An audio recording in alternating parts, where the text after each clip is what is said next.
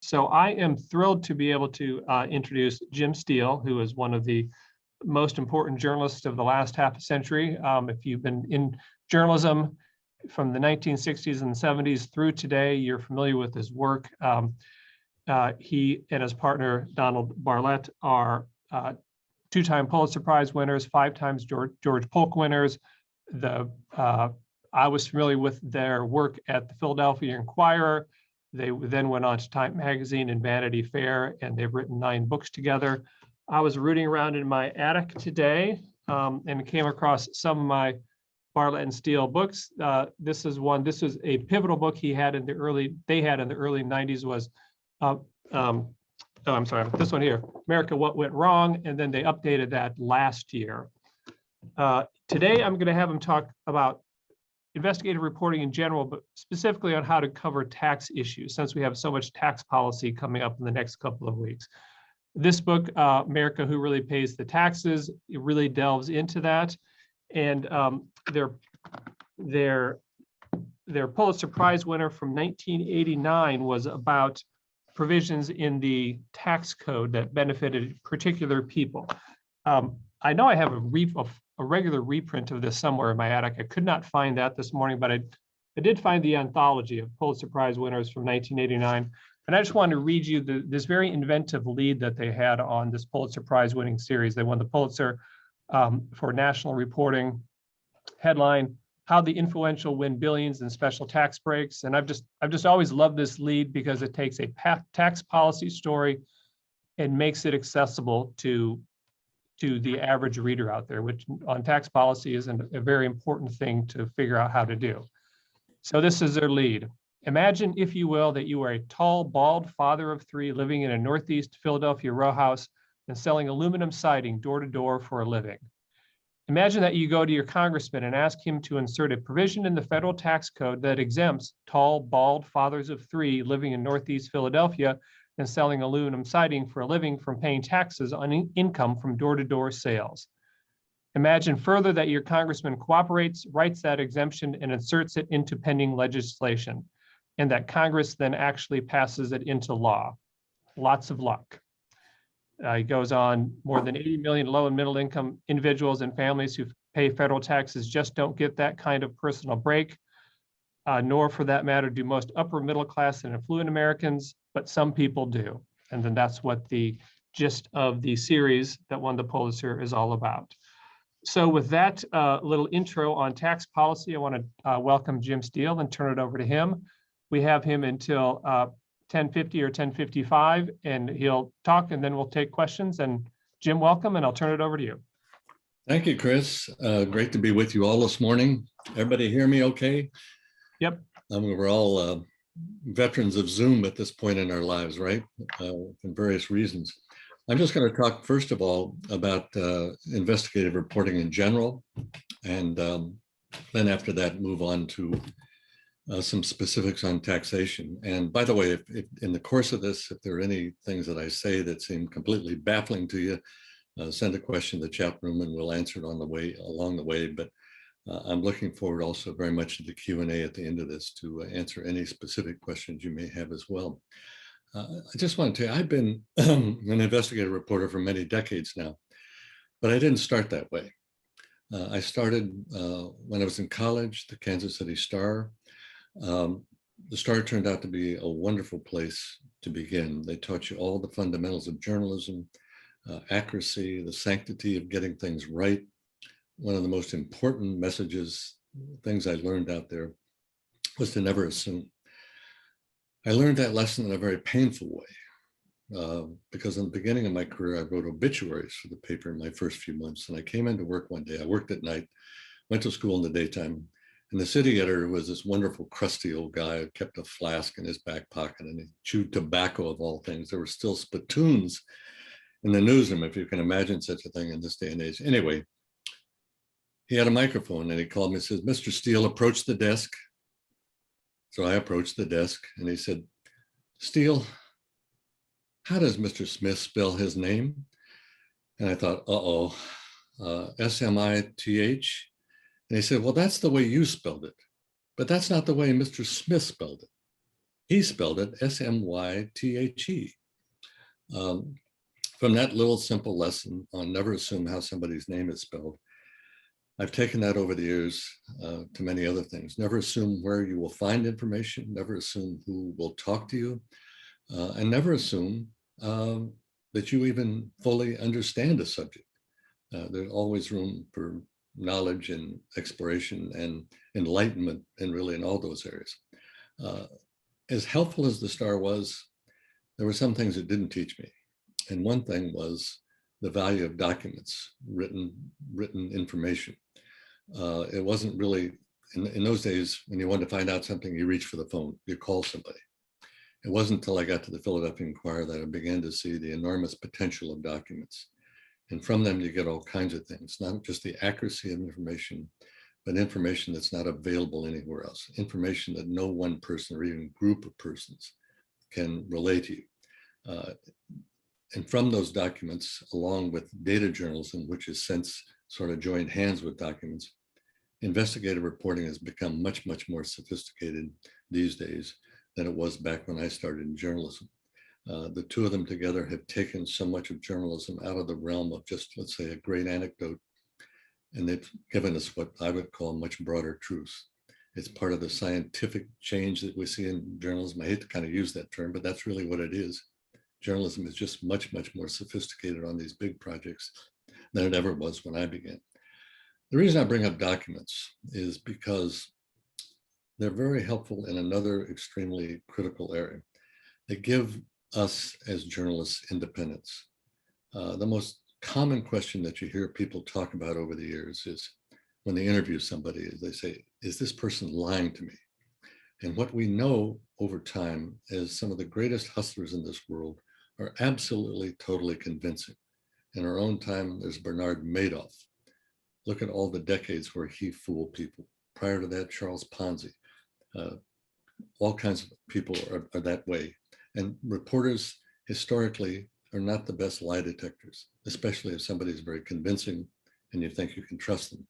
So documents become a way prior to an interview to really see if somebody maybe knows what they're talking about. That's what I always try to do. That's always my research before I interview anyone. I try to know that person. And sometimes I even drop in questions where I already know the answer, just to see how well that particular person handles that. So documents. People think because I've done this so many years that I know every place to look. And the fact of the matter is that's not true, because all too often you'll use documents for one story and then you move on to something else. There are some that you use repeatedly.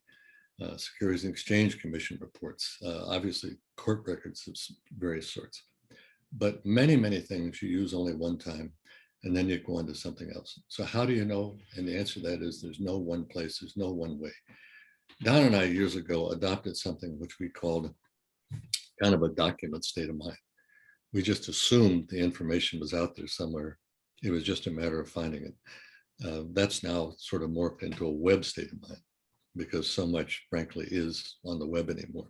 It's just a matter of really finding it there. So what I try to do when I picked out a general subject that I'm going to look at, I try to read everything I can about it, secondary sources, other articles, magazine articles, books, perhaps official reports, see what the broad themes are, jot those down, and then eventually pick one or two to start the work with. And once you have a topic, I have found over the years, and this never really changes, there's of course a sense of relief because you've got your topic at hand, but there's also a sense of anxiety because the subject may seem too large in the beginning, too unwieldy, defying a simple and perhaps even obvious starting point. But if it's any consolation to any of you, I think that's the way it is for all of us in investigative reporting.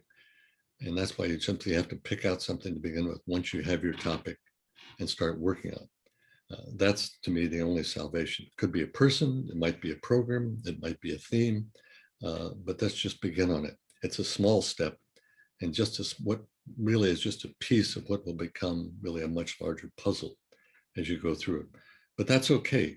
And I've thought many years of that old famous proverb, journey of 1,000 miles begins with first step. And that's really, really very much the way it is with all the big projects.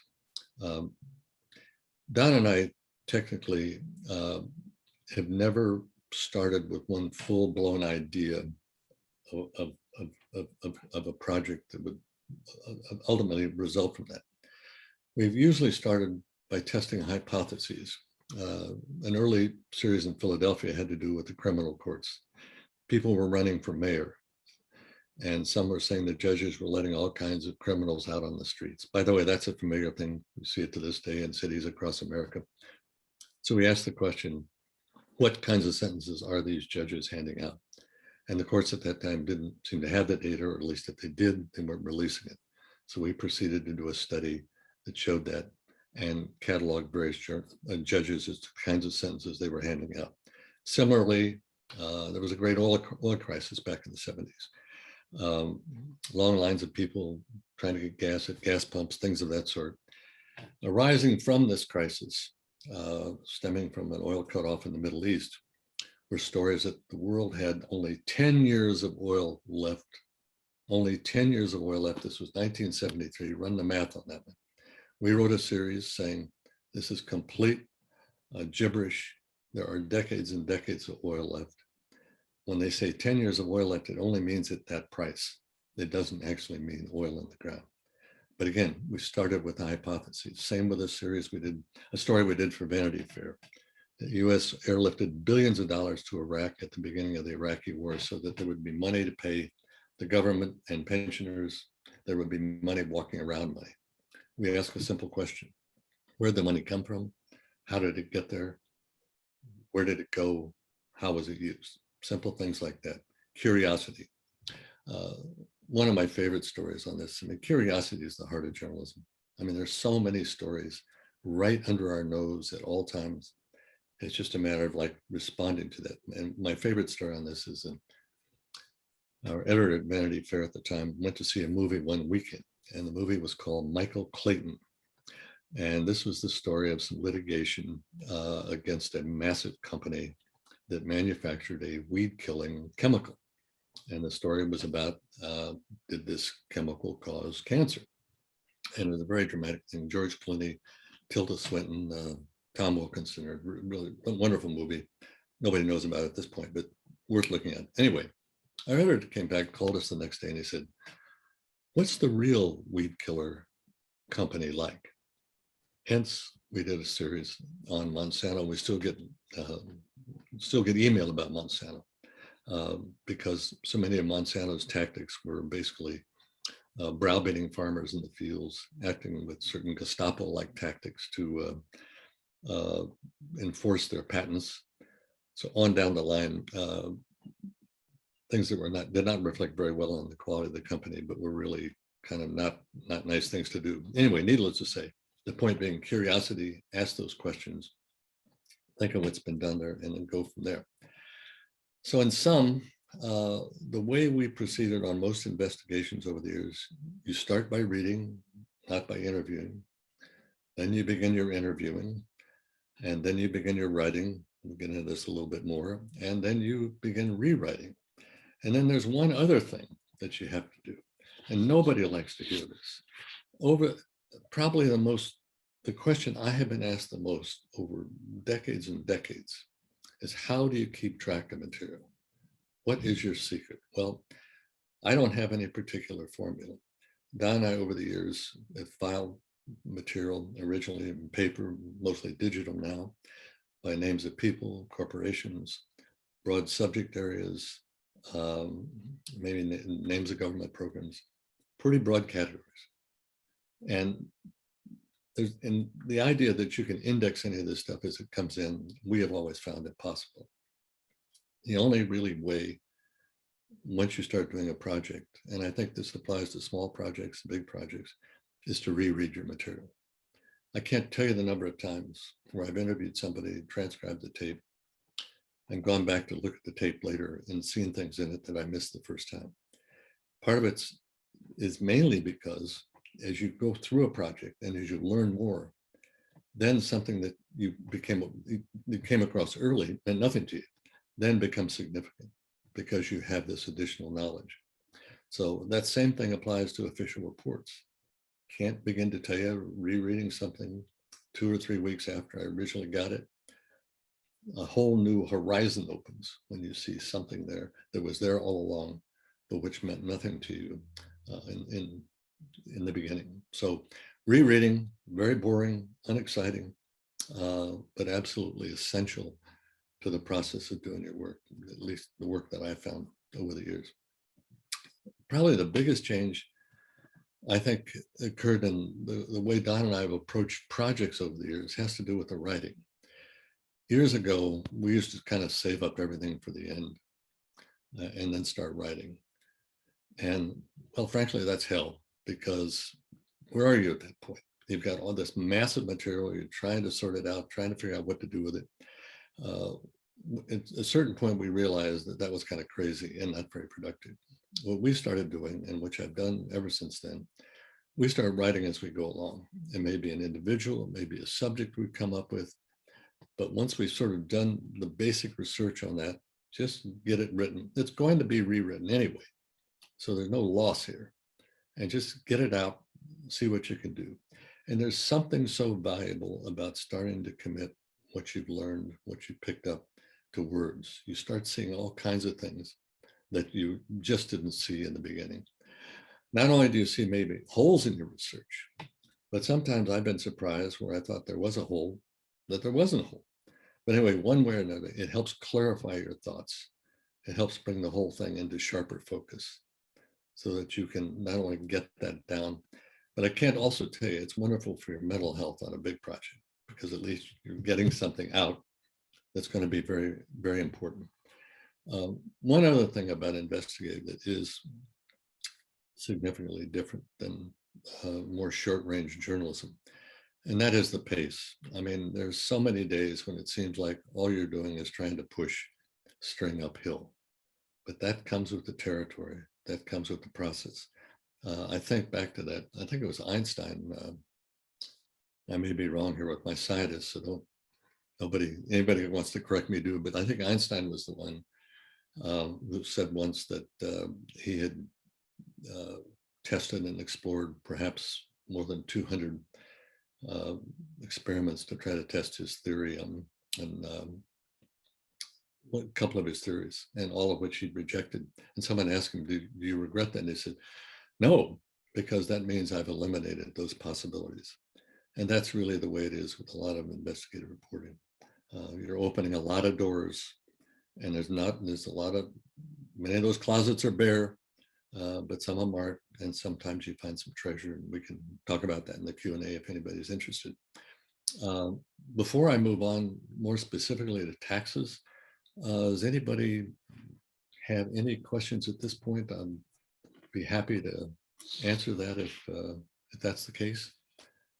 Yeah, if anybody has the general investigative questions, we could toss in a few right now, and then he'll move on to taxes specifically. I had a question. Sure. Go ahead, Isabel, and tell them where you're from. I'm Isabel Taft with the Biloxi Sun Herald in South Mississippi on the Gulf Coast.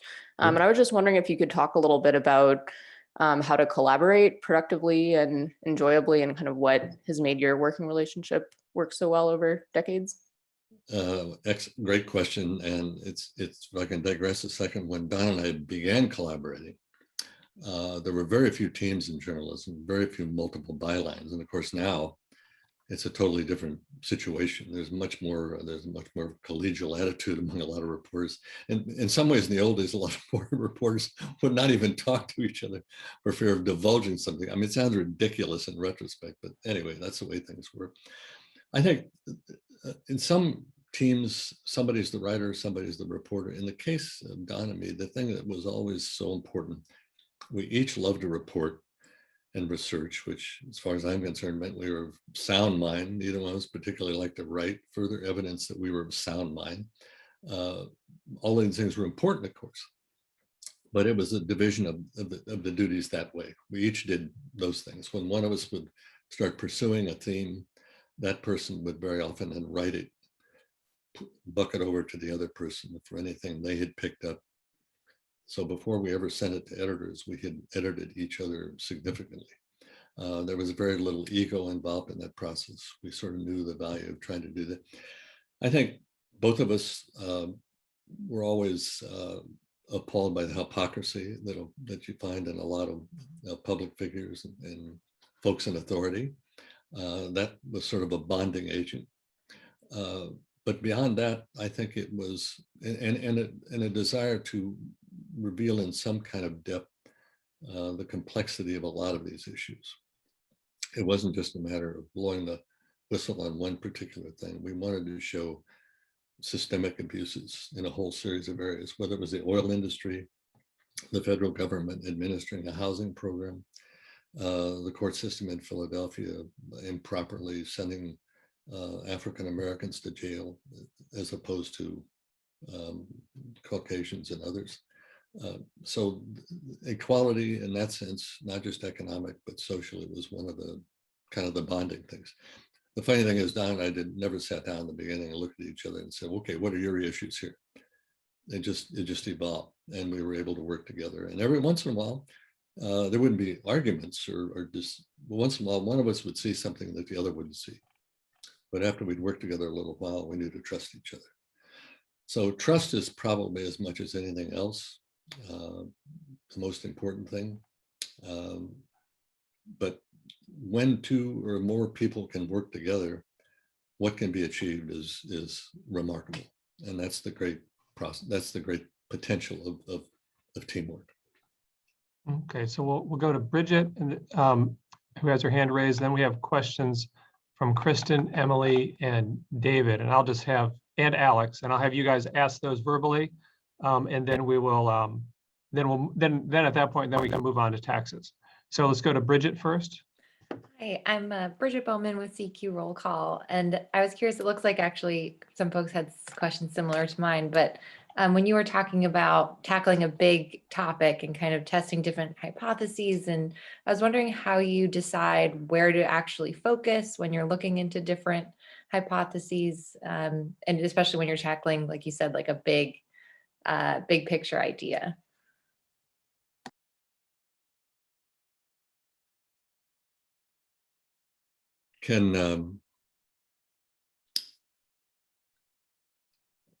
I'm sorry, maybe I'm having trouble with can anybody hear me at this point? We can hear you. Can you still hear us? I can hear you now, Chris, but I can only get could Bridget, was that Bridget? Yeah, Yes. Bridget, could you maybe restate? Sure. Hi, can you hear me now? Okay. I can hear you fine now. Oh, great. Okay. I'm Bridget Bowman with CQ Roll Call, and I was wondering, you talked about, when you're looking at a big topic, a broad topic, that you test different hypotheses to try to decide where to focus. I was wondering if you could talk about that a little bit more, how you actually decide which area you focus on when you're looking at a big, broad topic. Well, usually something will have caught our interest. Don and I once did a massive project on the radioactive waste disposal. And what caught our interest were some debates among states about trying to form these compacts that would let waste be buried. Just a simple thing like that, like what's going on in this area. It's like your knowledge is very slender, but you can tell that this is something's happening there. You don't know what it is. You don't know where it's going to lead.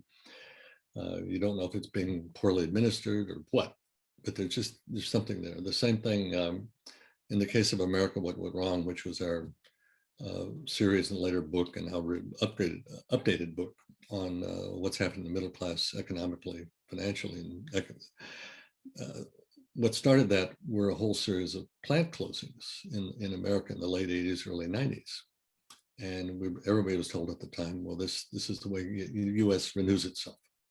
It becomes more vital. So there's temporary inconvenience and heartbreak to those who lose their jobs, but they'll find new jobs and everything will be okay. So the hypothesis is that happening. And from that led to a much broader story, especially when we factored in tax statistics and employment statistics, what people were in census statistics, what people were earning. So things sometimes start small. The only series I think we ever did where the idea of it from the very beginning didn't change was the one that Chris quoted. apart from in the beginning on the tax break series, the rifle shot provisions back on the Tax Reform Act of '88. That was very simple.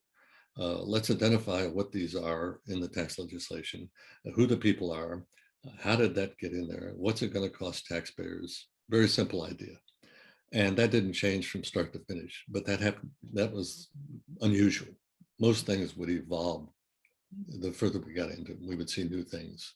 And that's, I think, it's one of the hardest things about reporting. You have to stay focused, but at the same time, you have to have a certain amount of flexibility. So if the story isn't exactly what you thought, it doesn't mean there's no story there. It just may be in a different story, and a story that might be better or equally as good. But it's something you have to do. So I hope that helps. Yes, thank you. All right, let's go to Kristen. Hi, Jim. I'm Kristen Wright, and I'm the editor-in-chief of the PEI Journal, which is the official publication of the Petroleum Equipment Institute. Uh-huh. You had mentioned that you like to read as much as possible before you start interviewing. Yes. How much of your reading do you do off of the clock? Oh, you mean non-working reading? Right. Are you just consumed all the time? No, you have to take a break and read other things. So no, I read an awful lot of I read a lot of history. I read a certain amount of current events. I read some biographies. I read a recent book I just read was Ted Widmer's marvelous book called Lincoln on the Verge.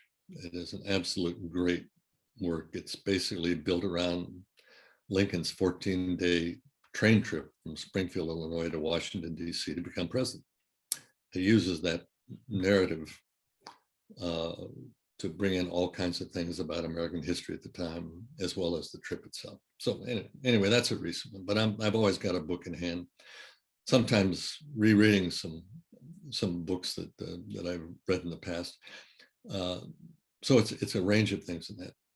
Current biographies, history, some fiction from time to time. So anyway, I pretty much have to read or I can't go to sleep at night. So.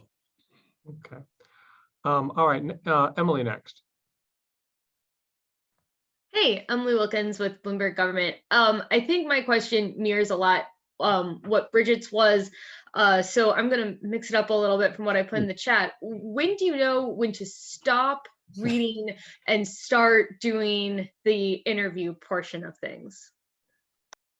I wish I had a simple answer to that, but see, this is always what happens to me. I sometimes talk to really good reporters, good journalists, and they ask these tough questions I don't have a good answer for. But anyway,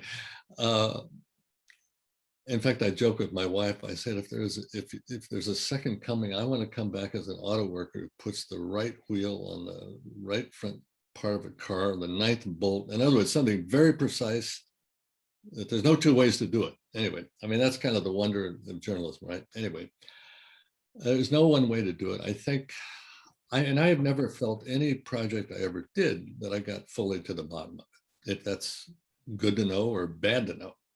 I mean, I think there's just always more to learn about everything. But at a certain point, you sort of have to start writing.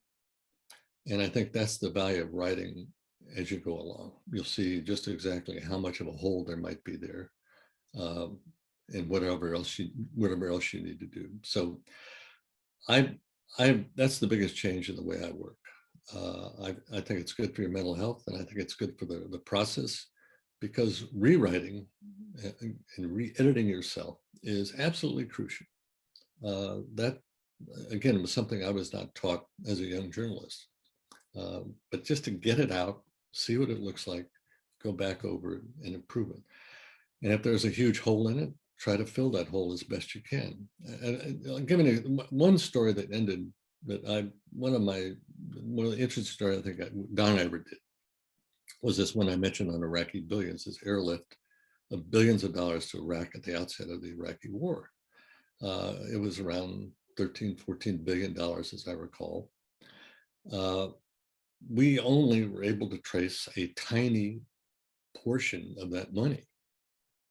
So, I mean, I suppose we could have gone on for years to try to find out where the rest of it went. I mean, there was some speculation and we dealt with that in the story, but the vast bulk of it was completely unaccounted for.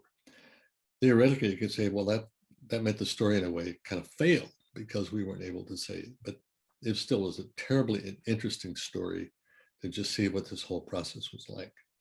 And we could have gone on forever, but we realized at that point, what was interesting was that it happened and the story became the fact there was no accountability, even by the federal government, even though they had a contractor who was supposed to watch for it. So all of these things get into that mix, and there's no simple way to say that a red light goes off in your writing study. This is okay, approach keyboard, start writing, but you just have to start doing it and see how big a hole is there, or what you can fill, or and just live with it. But like I said, I've never felt anything we did, including a 350,000 word biography of Howard Hughes, got anywhere near the full story of his life, as in most cases. Everything is a piece of that story. You just have to settle in your own mind how much of that you feel gives the thrust of it. Okay, let's go to David now. Here we go. Hi, my name is David Cruz. I'm with Gothamus and WNYC.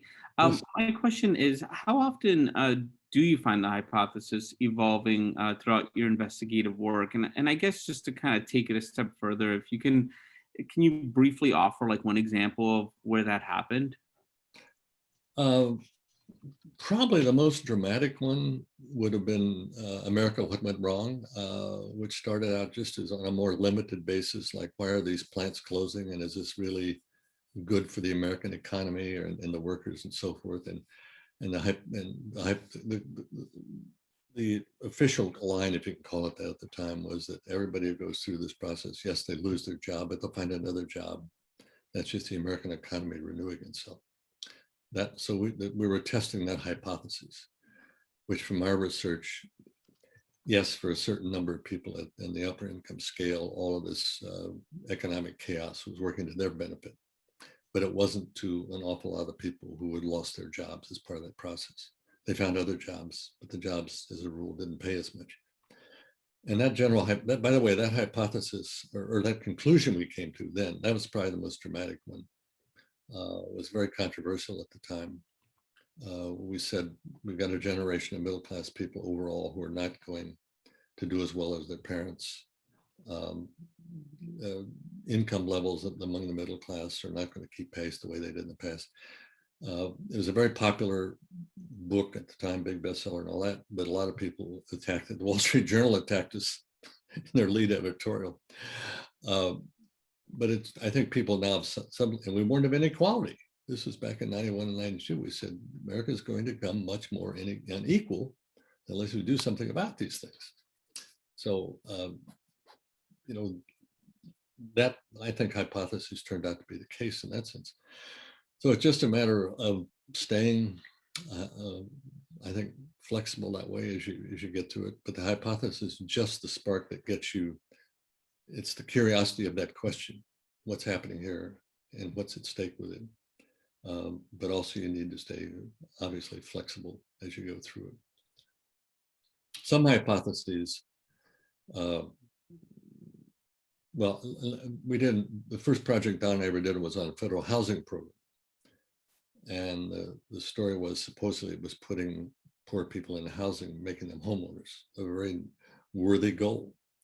But it was so poorly administered and subject to so much corruption and federal ineptitude that none of those goals were being achieved. So the hypothesis was to test, is this happening? Are people becoming homeowners? Is this working? And of course, the answer was it wasn't, not because of the people, but because of the way the thing had been designed and carried out. All right, let's go to Alex for one final question, and then we're not going to have a lot of time for tax discussion, but we'll get some of the tax stuff in also. But Alex? I'll try to go quick. Thank you, Jim. I'm Alex Lacasse with for the Portsmouth Herald up in Portsmouth, New Hampshire. I'm just curious, what's your kind of introduction, your pitch, when you're moving from collecting these documents and interviewing people to get sources to talk to you for, whatever you're working on? And then if there's ever been instances in your career where the documents that you need are outside of public records request, and kind of what's your pitch to get people to leak to you? Basically, just on the latter point, just the pitch that some aspect of the public interest that or of the interest of the individual or the subject at hand.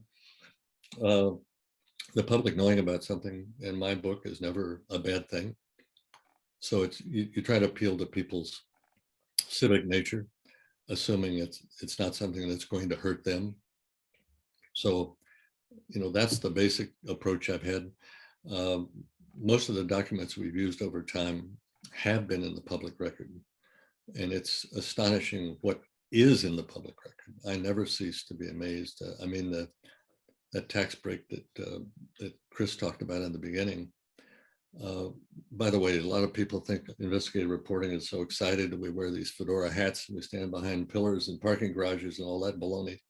The fact of the matter is it's reading this stuff. And I'll never forget reading the Tax Reform Act of '86, further evidence of how exciting Don and I are. 700 pages of this stuff. And there's nothing where, if any of you have trouble sleeping, download 10 pages of the latest tax law. You're out. I mean, it's great. Non-toxic, non-habit form always works. You're asleep. Anyway, I'm reading this thing. And in the midst of a section where they've done the right thing, they've repealed some horrible tax shelters down in the Virgin Islands. There's this paragraph. It says, exception for paragraph A2, wherever it is above, shall not apply to a corporation incorporated in Delaware on or about like March 3rd, 1981, that owns one or more office buildings in U.S. St. Thomas Virgin Islands. Whoa, this is in the law, this specific thing. So I just never cease to be amazed at what's out there. And if somebody doesn't want to give you, and usually where we find this isn't so much at the federal level, it's probably at the state and local level, right? Where you're trying to get a county clerk or a county treasurer or a county public works director or a city, somebody who has something at that level. You just try to appeal to their civic well-being. The other thing I found with clerks at the local level is they tend to be bureaucratic. They want to clean their desk off. If you just kind of hang around with them in the days when we can hang around with people face to face or stay with them on the phone, sometimes it drives them crazy and then they give you the stuff. But I think other than appealing to their civic, what's the right thing to do? I'm not sure what else you can do. Thank you. Okay, well, it's 10:40.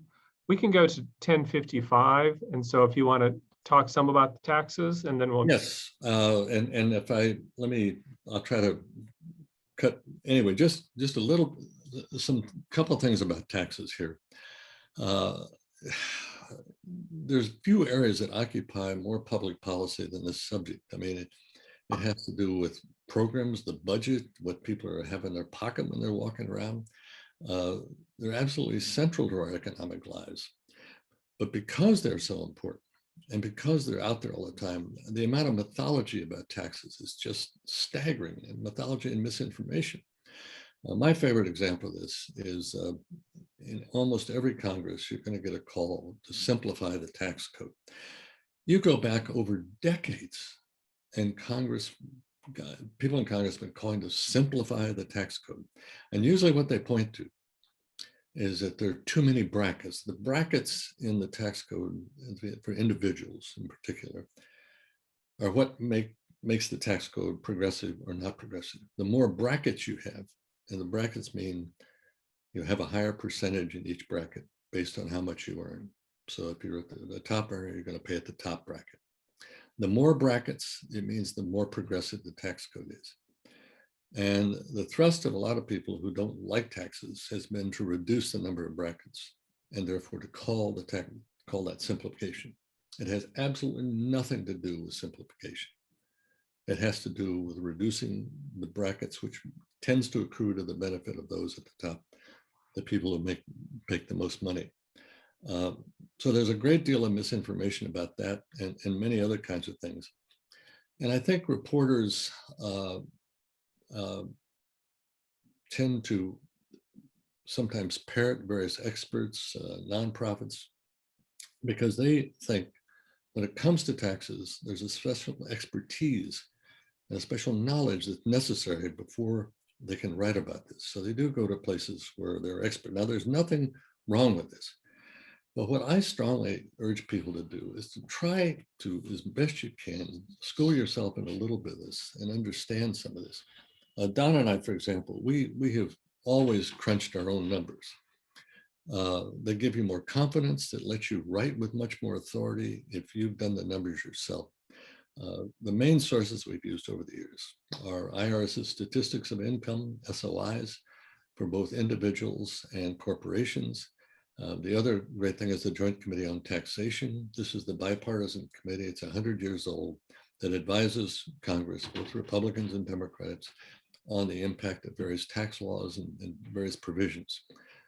U.S. Tax Court is another resource that is almost never used by many, many reporters.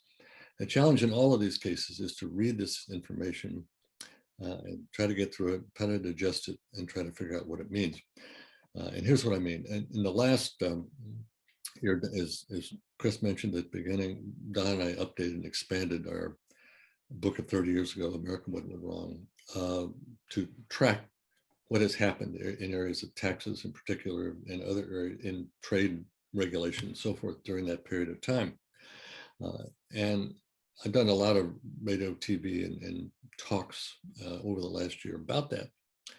And one statistic that has really astonished people in these sessions has been that make the point that people earning 1 million or more received on average a tax cut of $64,000 a year for 10 years in the Trump tax bill. By contrast, those in the middle class, those earning, let's say, $50,000 to $75,000, well, what did they get? They got roughly $850 a year. Now, where did such a number come from? A number that surely dramatically illustrates who benefited and who just got something from this particular bill. Where did that come from? The answer to that is this group I mentioned earlier, the Joint Committee on Taxation.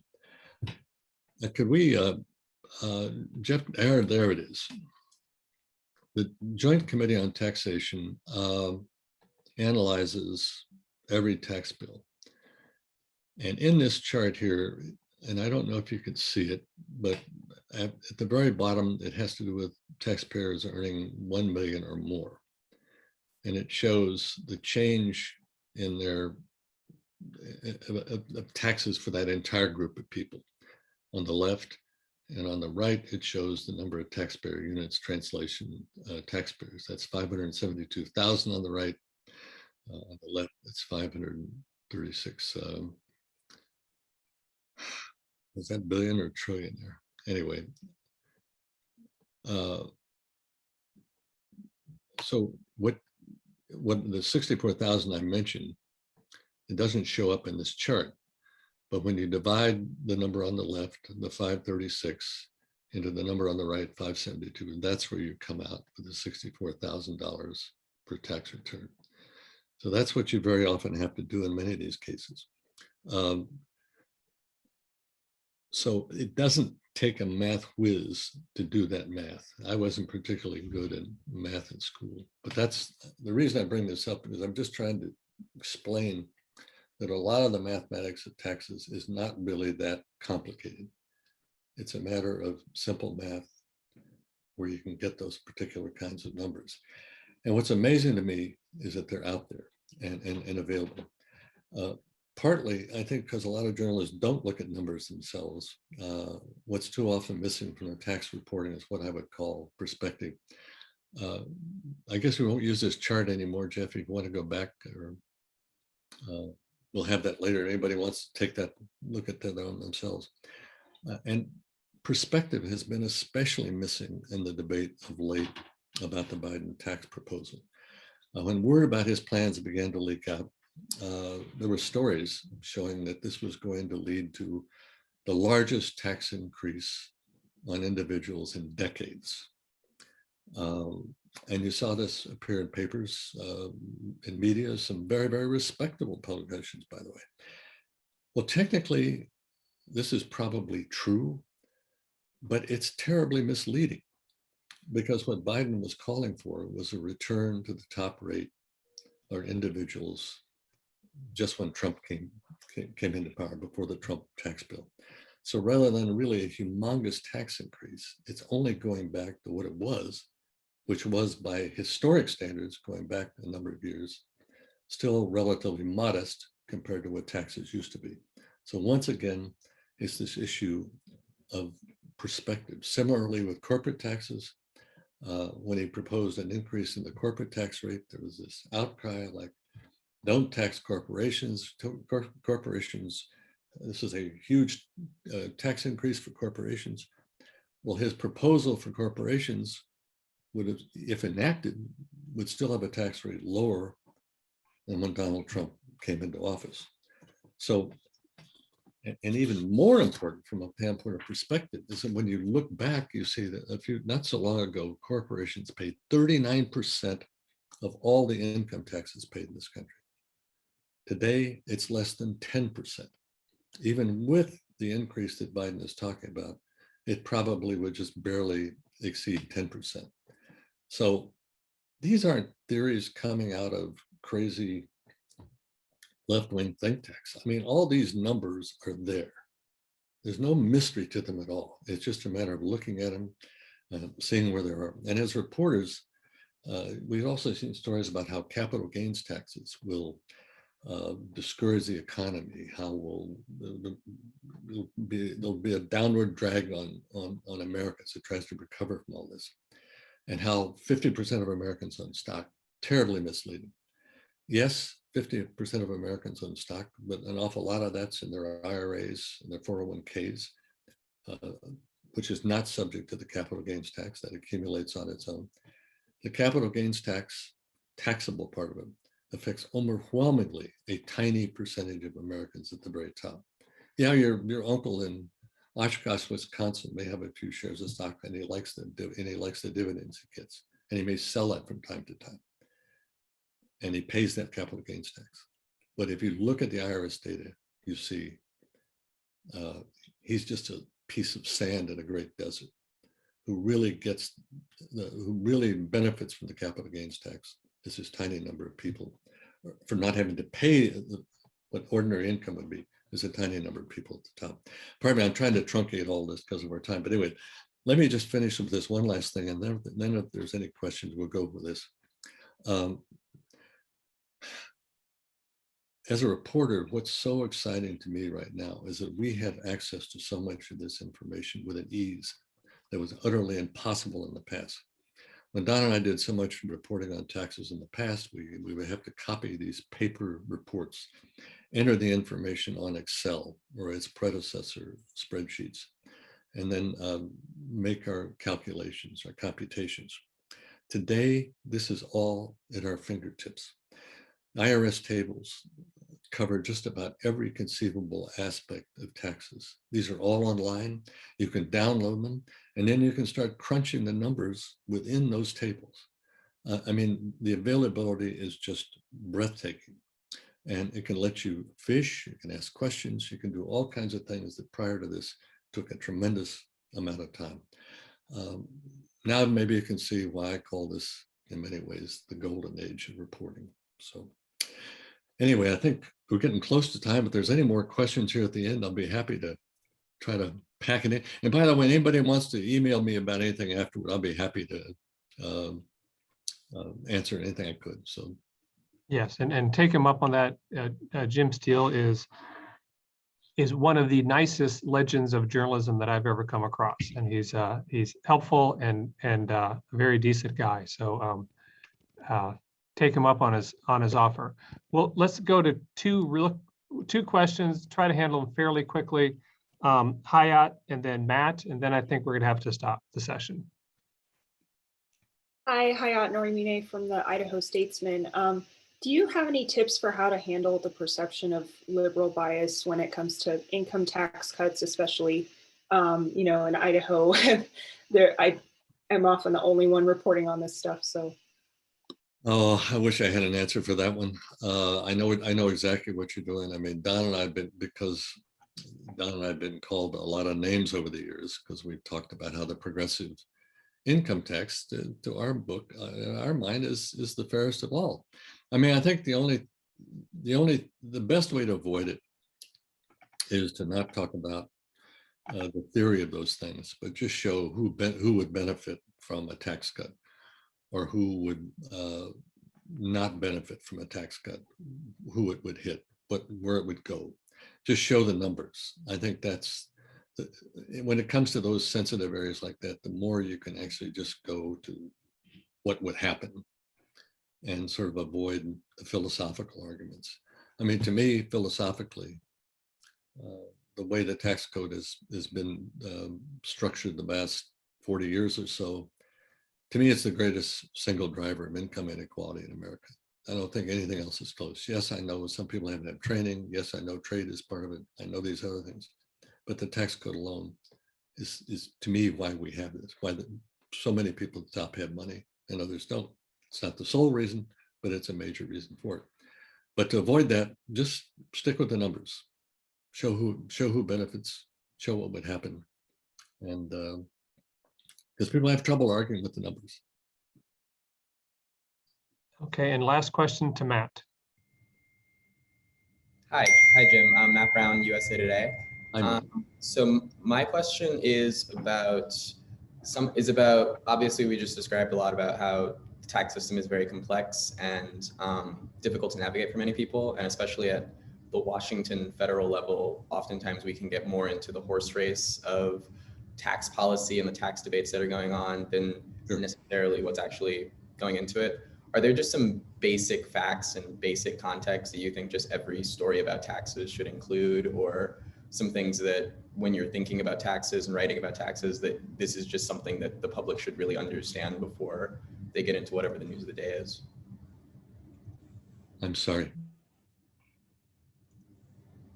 Anybody? You seem to be freezing, Jim. Can you hear us? See us? Jim seems to have frozen.